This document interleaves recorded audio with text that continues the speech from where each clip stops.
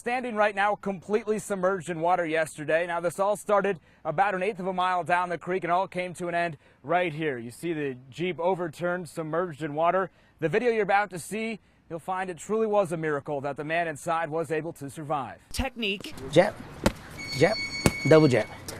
Conditioning. And defensive strategy for boxing in the ring. 2, 3, 2. Avoid the 2. There you go. Good. But Jason Mata is more than just a coach. Sometimes we are deaf to his voice. We do not follow the good shepherd, but someone else who leads us astray. At times we are blind to what really matters in life. He talked about the anticipation of waiting for release, urging the men not to waste their time behind bars. Bela Ristova has performed a number of classical pieces in her lifetime. You can play the solo line with an orchestra and have this huge support system underneath you. And for the musician, each one is special. But what's also special is the instrument Bella's playing. A 1655 Niccolo Amati Italian violin. A 300-year-old violin that many musicians would dream of playing. Only law enforcement officers can legally carry a gun on school premises. A state senator from Houston has requested the Attorney General's opinion, asking if parking lots, sidewalks, and driveways count as school property because the boundaries are unclear. For law enforcement, we are trying to come out how to best approach someone who may enter our campus with an open Calderon Lugo wasn't sure what kind of guns were stolen. She says the stolen guns apparently came from a 13-year-old girl who had taken guns from her dad and somehow made it into the hands of the Memorial High School students. An emotional day at this Westside Petco. A young girl can't help but cry as foster families say goodbye to the dogs they've cared for over the past month or so. Bye-bye. Thanks to Alamo Rescue Friends, or ARF, a total of 70 dogs are heading to New England to find forever families. Despite the amount of rainfall received lately at Medina Lake, and even though it's really nice outside, a lot of residents that live nearby don't know if they want to risk jumping in. You know, you look at it, it's just not ready. It's not clean yet. At one point, Medina Lake was filled to the brim, all the way up to this gazebo to be exact.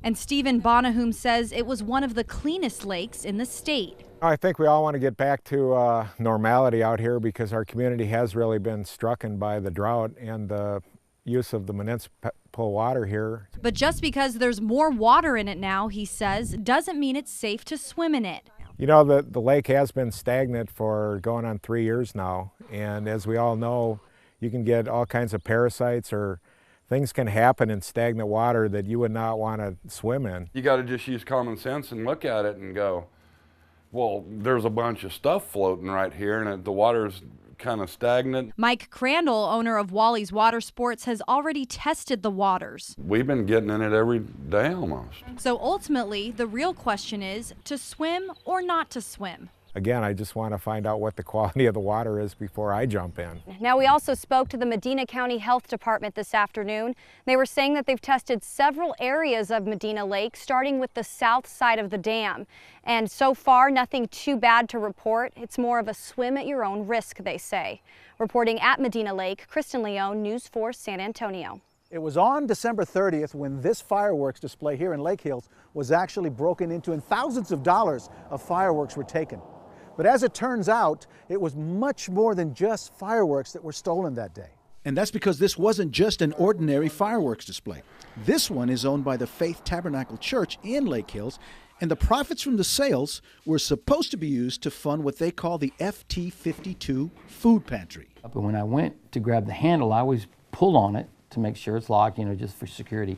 And it opened wide, it just opened. And we have locks on it, and then I thought we just left it unlocked. When I opened the door and turned the lights on and saw everything on the shelves was gone. Pastor Lovelace founded the church 14 years ago and the pantry 5 years ago. But now they're having to suspend the food pantry services until they're able to recoup their losses. We're looking probably about $9,000 our cost.